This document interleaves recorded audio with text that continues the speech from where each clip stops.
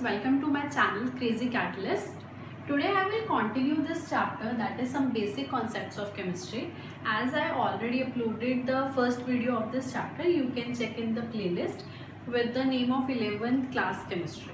Okay, so today we will start with the most important topic of this chapter, that is law of chemical combination. Chemistry में कुछ ऐसे important हमारे 5 laws हैं, ठीक है। कितने हैं? 5 लॉज जो हमें डिसाइड करवाते हैं कि हम एलिमेंट्स को जोड़ के कैसे कंपाउंड्स बनाएं, ठीक है। एज हमें पता ही है कि जब भी हम एलिमेंट्स को कंबाइन करते हैं तो हमारे पास क्या बनता है? कंपाउंड्स, ठीक है। तो हम उन एलिमेंट्स को किस फॉर्म में, मतलब कितने मास से या कितने मोल्स में, कितने रेशो में हम उन्हें कंबाइन करके कंपाउंड्स बनाए। तो ये जो 5 लॉज हैं ये हमें हेल्प करते हैं इनको कन्वर्ट करने के लिए, ठीक है। तो सबसे पहले लॉ आता है लॉ ऑफ कंजर्वेशन ऑफ मास, ठीक है। लॉ ऑफ कंजर्वेशन ऑफ मास, नाम से पता चल रहा है कि हम इसमें क्या करेंगे, मास को क्या करते हैं, हम कंजर्व करवाते हैं। इसकी एक लाइन आप लोगों ने पढ़ी हुई है, that mass can neither be created and nor be destroyed, ठीक है। क्या मतलब है कि ना तो हम मास को क्रिएट कर सकते हैं, ना ही मास को डिस्ट्रॉय कर सकते हैं। मतलब जितना मास हमारा रिएक्टेंट में है उतना ही मास हमारा प्रोडक्ट में रहेगा। तो इसकी क्या है, according to the law of conservation of mass, the mass of reactant, ये मैं आपको एग्जांपल से भी समझाऊंगी अभी, ठीक है। The mass of reactant is equals to mass of product, ठीक है। रिएक्टेंट का मतलब क्या है, जैसे हम कोई भी ले लो, कोई रिएक्शन ले लो कि कोई मैं ए और बी को, 2 एलिमेंट्स को कंबाइन कर रही हूँ कोई एक प्रोडक्ट बनाने के लिए, ठीक है। तो ये जो इस साइड पे है, जो लेफ्ट साइड में, यानी कि जिसको हमने कंबाइन किया है, उनको हम बोलते हैं रिएक्टेंट्स। और जो हमारे पास इस साइड पे आए हैं, जो लास्ट में हमारे पास प्रोडक्ट बना, मतलब केमिकल रिएक्शन के बाद जो भी प्रोडक्ट बनता है उसको हम बोलते हैं प्रोडक्ट, ठीक है। तो ये है रिएक्टेंट, ये है प्रोडक्ट। तो लॉ ऑफ कंजर्वेशन ऑफ मास के अकॉर्डिंग क्या है कि जितना मास आपका रिएक्टेंट का था, जैसे यहाँ पे मान लो कि x ग्राम ऑफ मेरे पास है A और y ग्राम्स है मेरे पास B के, तो टोटल ग्राम्स कितने हो गए, x प्लस वाई। तो मतलब अगर रिएक्टेंट का मास मेरे पास x प्लस वाई है तो मेरे पास प्रोडक्ट का मास भी x प्लस वाई ही होना चाहिए, ठीक है। तो जितना मास रिएक्टेंट का है उतना ही मास प्रोडक्ट का होगा, तो ही हम बोल सकते हैं कि ये लॉ ऑफ कंजर्वेशन ऑफ मास को फॉलो कर रहे हैं, ठीक है। ये चीज समझ आई। अब इसका एग्जांपल देखो, जैसे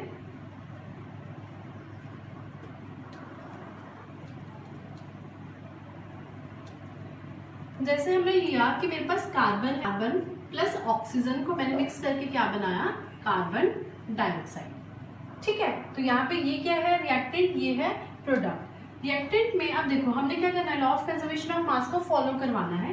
कार्बन का कितना मास होता है, 12 ग्राम्स।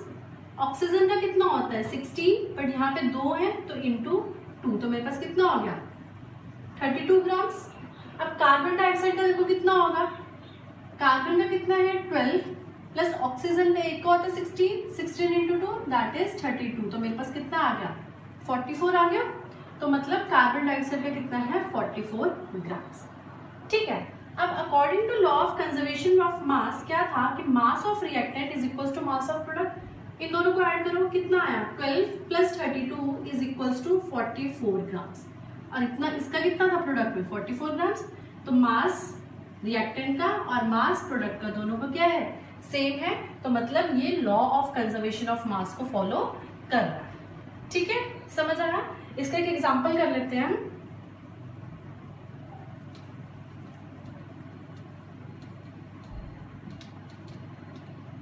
अच्छे से समझना इसका एग्जांपल। बुक में वैसे एनसीईआरटी में इसका कोई एग्जांपल है नहीं है, ठीक है। एक बार आप समझ लो। क्वेश्चन है 10 gram of calcium carbonate is heated to get 4.4 grams of carbon dioxide and x grams of calcium oxide। ठीक है, on applying law of conservation of mass,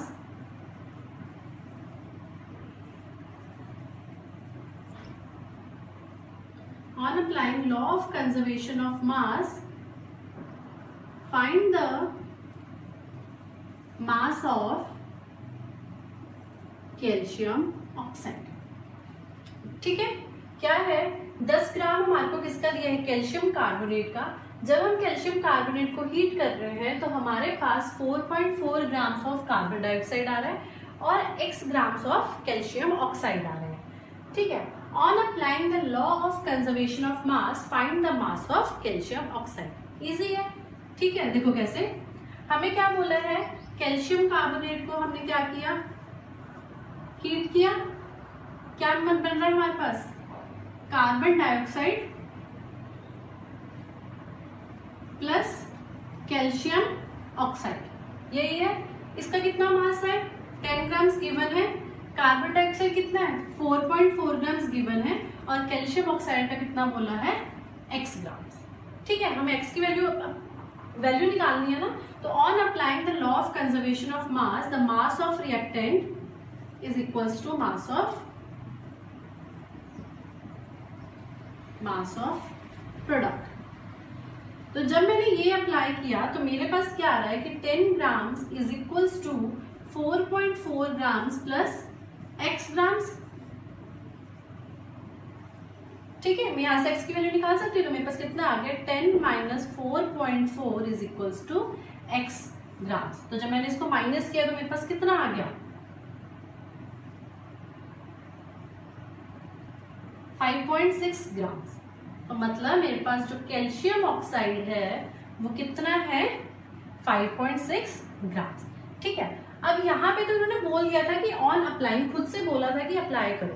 but अगर किसी क्वेश्चन में ऐसा लिखा हो कि शो करो कि ये लॉ ऑफ कंजर्वेशन ऑफ मास को फॉलो कर रहा है या नहीं कर रहा, तो उस टाइम पे हमने क्या करना है, सबसे पहले इसके नंबर ऑफ मोल्स निकालने हैं। ठीक है, सबसे पहले चेक करो कि बैलेंस है कि नहीं है रिएक्शन। जब हमने चेक कर लिया तो सबसे पहले इसके हमने मोल्स निकालने हैं।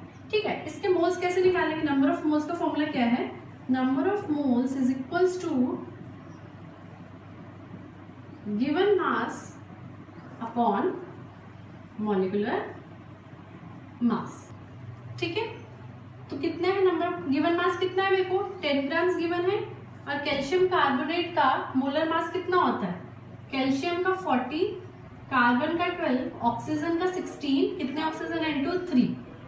तो 40 प्लस 12 प्लस 40 ये आया 100। ठीक है, तो मॉलिक्यूलर मास कैल्शियम कार्बोनेट का कितना है, 100। तो मेरे पास यहाँ से क्या आ गया, 0.1।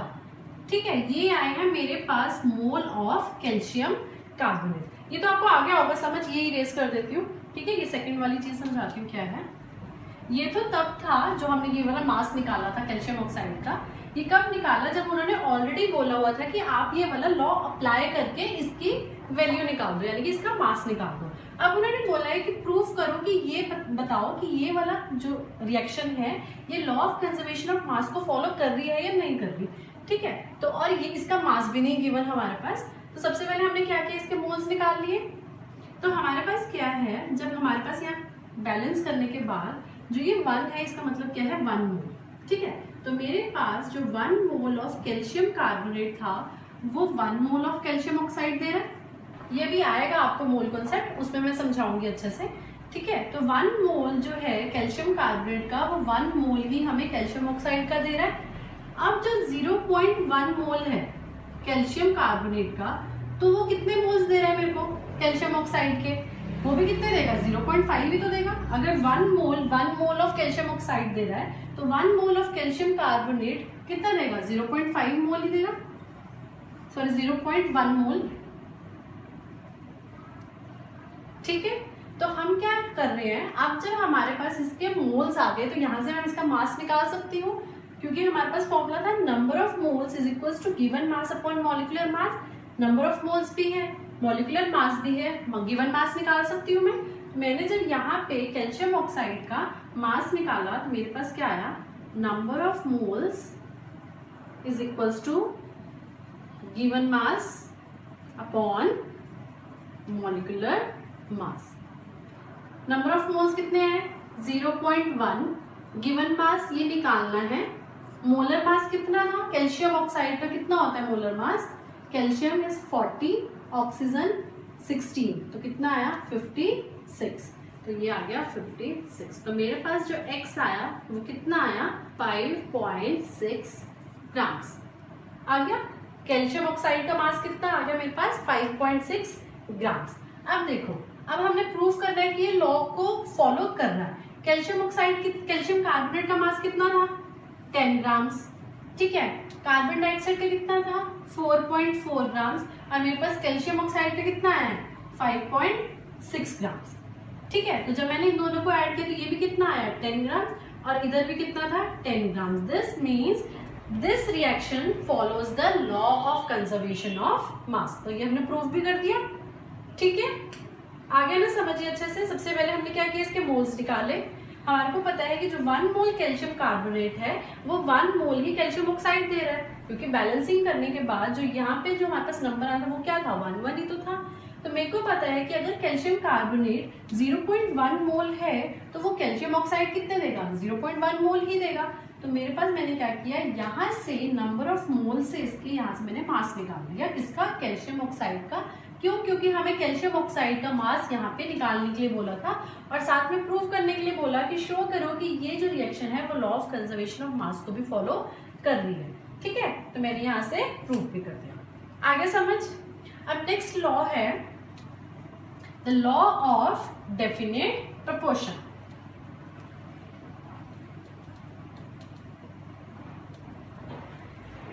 लॉ ऑफ कंजर्वेशन ऑफ मास का इतना कोई खास ज्यादा एग्जांपल्स है नहीं है, ये जितना था उतना मैंने आपको बता दिया है, ठीक है।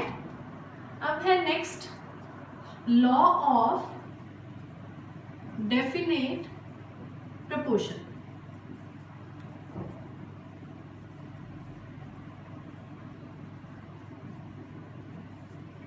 A chemical compound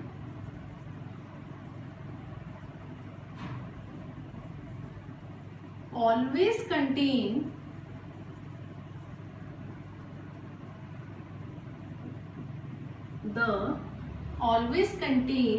the elements, same elements by same proportion by mass, ठीक है। A chemical compound always contain the same elements bye same proportion by mass. तो इसका क्या मतलब है कि जो भी मेरा कोई केमिकल कंपाउंड होगा वो हमेशा सेम ही एलिमेंट से बना होगा। अगर कोई भी, जैसे मेरे पास एग्जांपल देखो एनसीईआरटी में एग्जांपल है क्यूप्रिक कार्बोनेट का। क्यूप्रिक कार्बोनेट इज CaCO3, ठीक है। अब इन्होंने क्या बोला कि जो भी आपके पास कोई भी केमिकल कंपाउंड होगा किसी भी फॉर्म में हो वो, उसमें जो एलिमेंट्स है वो हमेशा सेम एलिमेंट्स होंगे, और उनका जो प्रोपोर्शन बाय मास है वो भी हमेशा क्या होगा सेम होगा। अब क्यूप्रिक कार्बोनेट में हमारे पास कौन कौन से एलिमेंट्स है, एक तो है कॉपर, एक है मेरे पास कार्बन, और दूसरा क्या है ऑक्सीजन, ठीक है। ये 3 मेरे पास एलिमेंट्स है। अब क्या है, जो ये क्यूप्रिक कार्बोनेट है ये 2 तरह के फॉर्म्स में है।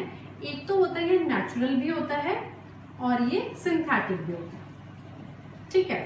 जैसा मर्जी लो, नेचुरल लो चाहे सिंथेटिक लो, रहेगा क्या फिर भी क्यूप्रिक कार्बोनेट ही है ना, उसमें हमेशा कॉपर ही होगा, कार्बन होगा और ऑक्सीजन होगा। अब देखो, जब हमने नेचुरल वाले को एनसीईआरटी बुक में गिवन है, उन्होंने जब एक्सपेरिमेंट किया था तो नेचुरल वाले में जो कॉपर की परसेंटेज कंपोजिशन थी वो थी 51% नेचुरल वाले में, ठीक है। कार्बन की थी वो थी 10%, और जो ऑक्सीजन की थी वो थी 39%।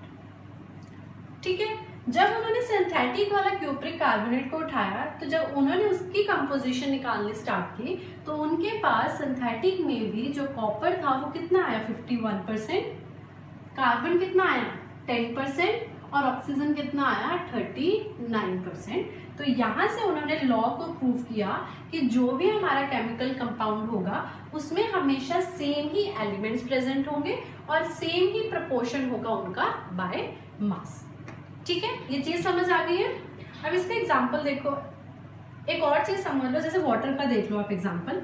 वाटर हमारा जैसा मर्जी हो, चाहे हमारा कोई पॉन्ड वाटर हो, ठीक है, कोई सी वाटर हो, टैप वाटर हो, कोई भी हो, ये क्या है, वाटर ही है। दोनों का फॉर्मूला क्या होगा, H2O ही होगा ना। एलिमेंट्स कौन कौन से हैं, एक हाइड्रोजन है और दूसरा क्या है ऑक्सीजन। इसमें भी एक हाइड्रोजन होगा और दूसरा क्या होगा ऑक्सीजन ही होगा। ठीक है, तो और दोनों का, चलिए तो आ गया कि सेम एलिमेंट्स है। अब क्या सेम प्रोपोर्शन बाय मास भी है हमेशा, क्योंकि जो हाइड्रोजन है वो हमेशा 1 रेशो में और ऑक्सीजन हमेशा 8 रेशो में। Hydrogen 1 and 8। ठीक है, तो वाटर जैसा मर्जी हो हमेशा उनके एलिमेंट्स क्या रहेंगे वाटर के, एक हाइड्रोजन और एक ऑक्सीजन, और जो उनका प्रपोर्शन बाय मास है वो भी क्या है 1:8 and 1:8। समझ आ गया होगा आपको अब तो। ठीक है, अब इसका एक न्यूमेरिकल कर लेते हैं।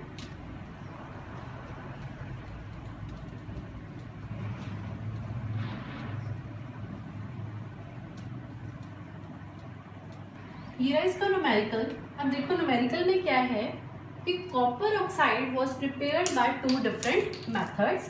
फर्स्ट केस में क्या है कि जो 1.75 gram of metal give 2.19 gram of oxide.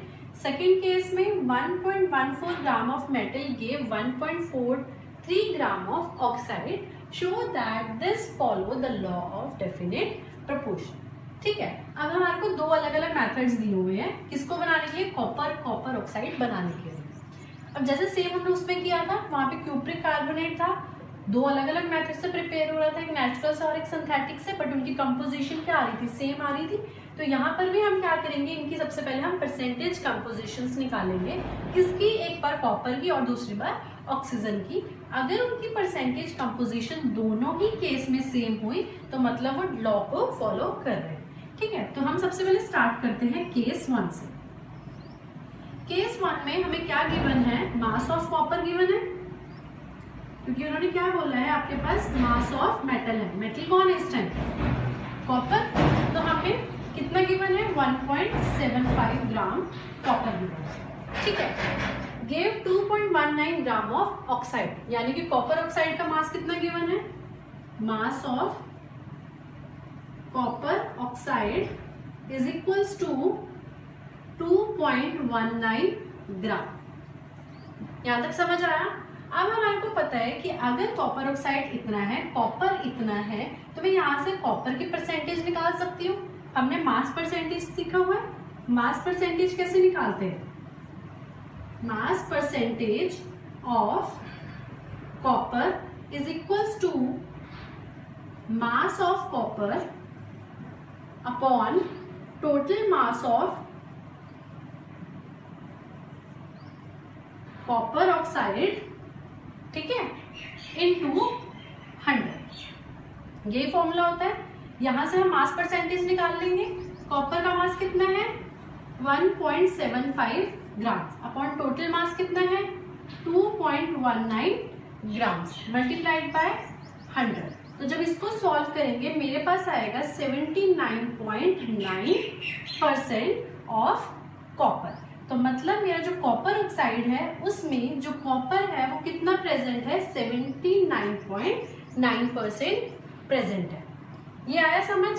ठीक है, अब हमारे को पता है कॉपर ऑक्साइड है जिसमें से कॉपर जो है ये तो है 79.9%, तो ऑक्सीजन कितना होगा, टोटल हम क्या कंसीडर करते हैं कि जो मेरा टोटल है वो कितना है 100% है। तो मैं यहां से मास परसेंटेज ऑफ ऑक्सीजन निकाल सकती हूँ।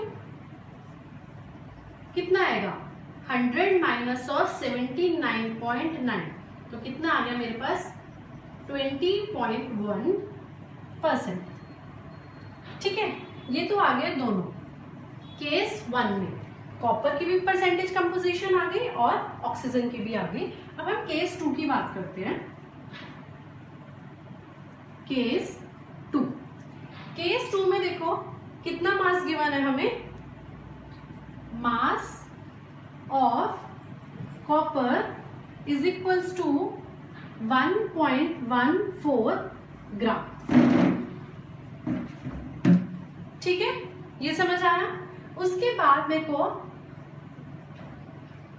मास ऑफ कॉपर ऑक्साइड कितना गिवन है, 1.43 ग्राम्स। ठीक है, ये दोनों चीजें तो गिवन ही थी। सेम करेंगे, इसमें भी हम क्या निकालेंगे, मास परसेंटेज निकालेंगे, mass percentage of copper. Same formula लगाओ, mass of copper upon total mass of copper oxide multiplied by 100। कितना मास है यहाँ पे, 1.14 ग्राम अपॉन टोटल मास कितने, 1.43 ग्राम मल्टीप्लाइड बाय 100। ठीक है, तो जब इसको सॉल्व करेंगे हमारे पास आएगा 79.7%। ठीक है, ऑलमोस्ट सेम ही है। ठीक है, अप्रोक्स तो है ना। ये देखो 79.9 केस 1 में आया था कॉपर का, और यहाँ पे कितना है 79.7% कॉपर का। अब same mass percentage of oxygen भी निकाल सकते हैं, और मास परसेंट ऑफ ऑक्सीजन कितना होगा, 100 माइनस ऑफ 79.7। ठीक है, तो कितना आएगा मेरे पास 20.3% किसका आया, ऑक्सीजन का। अब देखो दोनों केस से मैंने दोनों की परसेंटेज कंपोजिशन निकाली। कॉपर की 79.9, यहाँ पे 79.7, ऑक्सीजन की 20.1, यहाँ पे 20.3। तो हमारे पास यहाँ से क्या प्रूफ हो गया कि जो जैसा मर्जी हो कोई भी कंपाउंड, जहां मर्जी से कंपाउंड, चाहे आपने तीन अलग अलग केसेस से बनाया हो, जो उनमें एलिमेंट्स है वो भी सेम ही होंगे। कॉपर है और एक ऑक्सीजन है, यहाँ भी एक कॉपर था और एक ऑक्सीजन है, तो एलिमेंट्स तो सेम होंगे ही, साथ में उनकी परसेंटेज कंपोजिशन भी क्या होगी, सेम होगी। ठीक है, तो ये क्या है, yes this follow the law of definite proportion. ठीक है, चलो अब नेक्स्ट लॉ करते हैं, law of multiple proportion.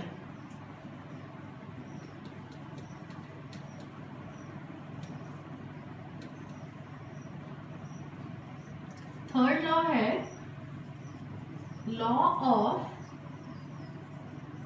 Multiple proportion. When two elements combine with each other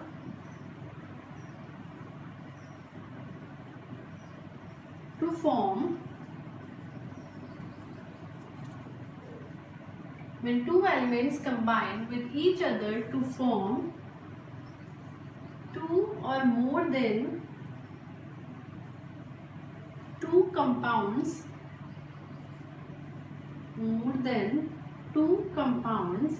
then the masses of the one element, combined with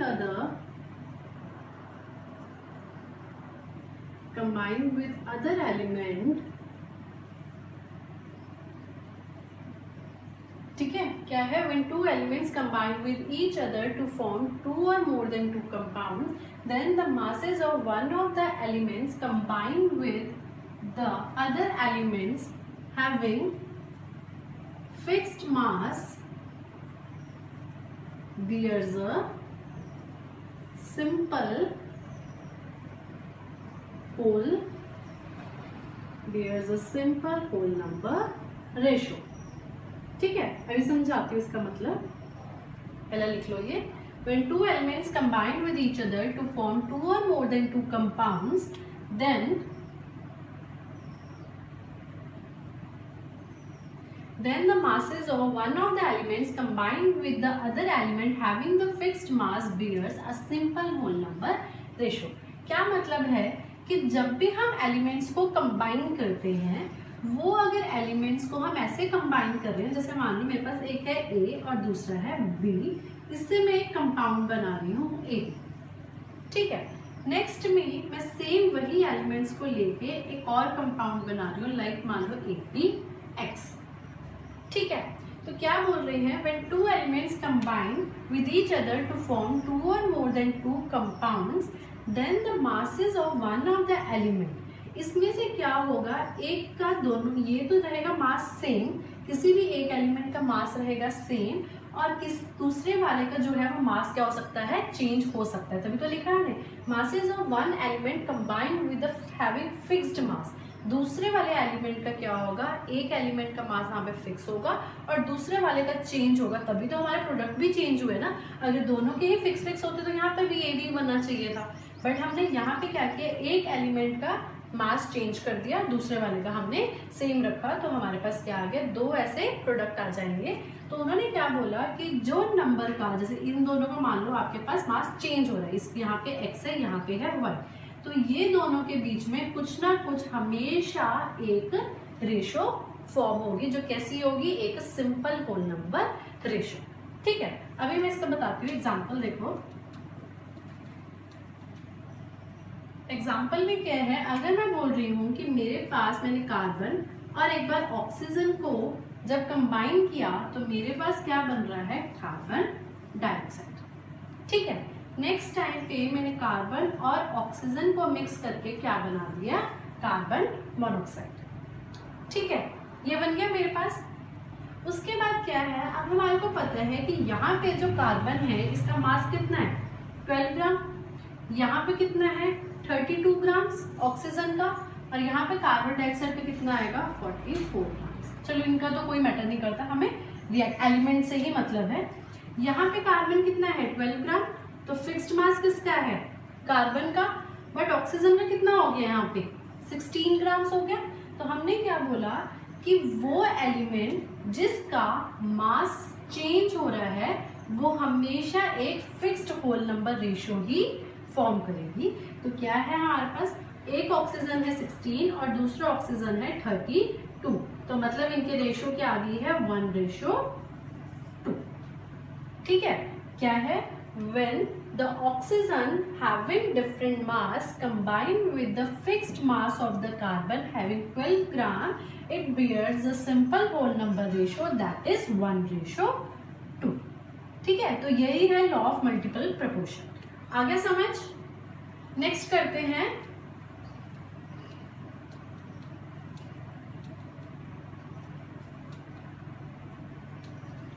next law है, fourth है गे-लुसाक्स law of gaseous volume, ठीक है। इसमें क्या है, when gases combine, पहले statement देख लो, when gases combine or formed in a chemical reaction,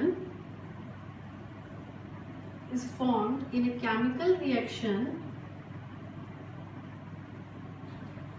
they do so in simple ratio, they do so in simple ratio, ठीक है, provided that all gases are at same temperature and pressure। क्या मतलब है इससे,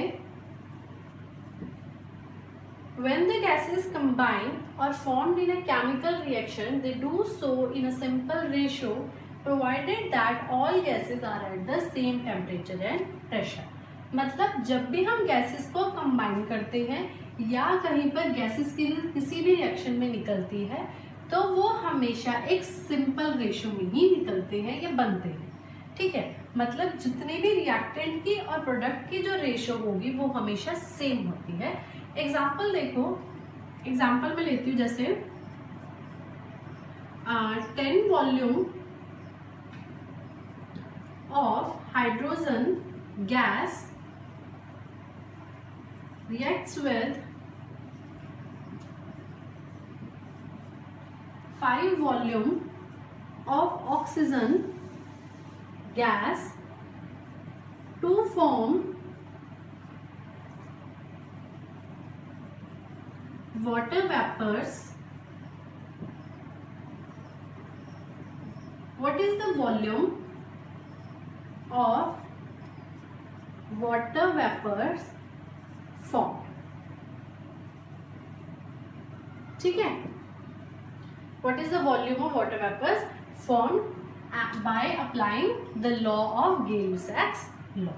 ठीक है, अब हमारे को क्या बोल रहे हैं कि जब हम हाइड्रोजन को रिएक्ट कर रहे हैं ऑक्सीजन के साथ क्या बनाने के लिए, वाटर।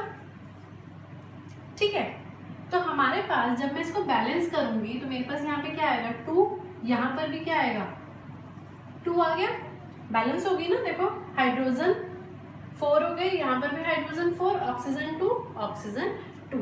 तो मैं क्या बोल सकती हूँ कि ये 2 volume of hydrogen reacts with 1 volume of oxygen to form 2 volume of water.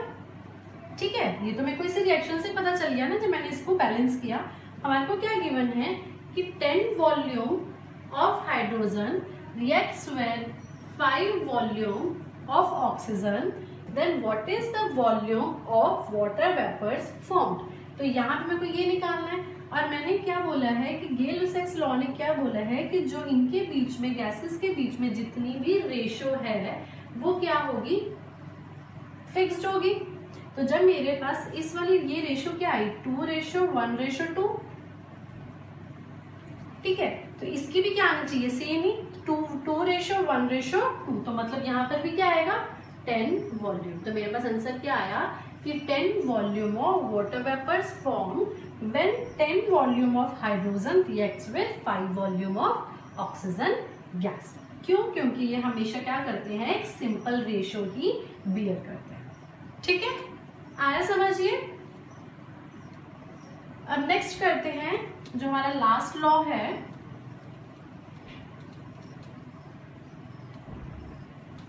Fifth law, that is Avogadro law.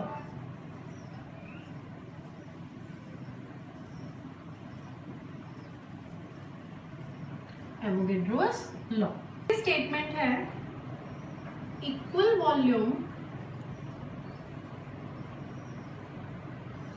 of all gases at same temperature and same pressure contains equal number of molecules. Equal number of molecules मतलब जब भी हमारे पास जितनी मर्जी gases हो, अगर उन सारे गैसेस को वॉल्यूम में सेम ले रही हूँ और उनको सेम टेम्परेचर और प्रेशर पर रख रही हूँ तो उनमें हमेशा इक्वल नंबर ऑफ मॉलिक्यूल्स ही होंगे। एग्जांपल देख लो, जैसे मैंने क्या किया, यहाँ पे hydrogen plus chlorine to form hydrogen chloride, यहाँ पे HCl बनेगा। अब यहाँ पे जब मैंने इसको बैलेंस कर रही हूँ तो मेरे पास यहाँ पे क्या आ रहा है 2, ठीक है, ये 1 है, ये भी 1 है, तो मैं क्या बोल सकती हूँ, ये 1 वॉल्यूम है, ये भी 1 volume, that means 1 volume of hydrogen combines with 1 volume of chlorine to form 2 volume of HCl। ठीक है, ये तो वॉल्यूम की टर्म्स में है।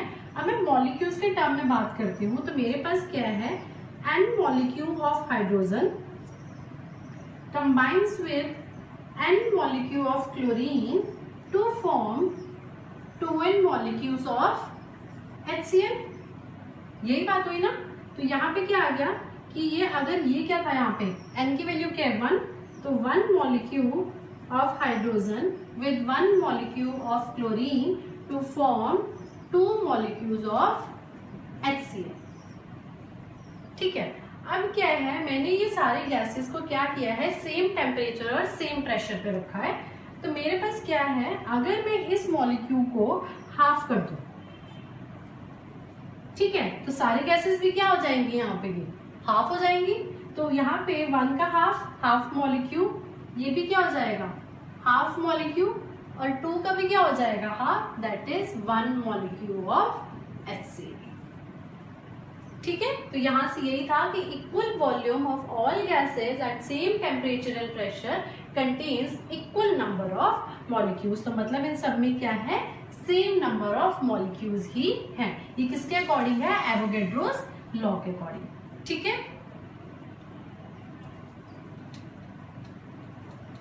नेक्स्ट है Dalton's law. Dalton's atomic theory, ये जो थ्योरी थी वो किन्होंने दी थी, जॉन डाल्टन ने। तो इसमें कुछ 5 इन्होंने पॉइंट्स बताए थे मैटर के लिए।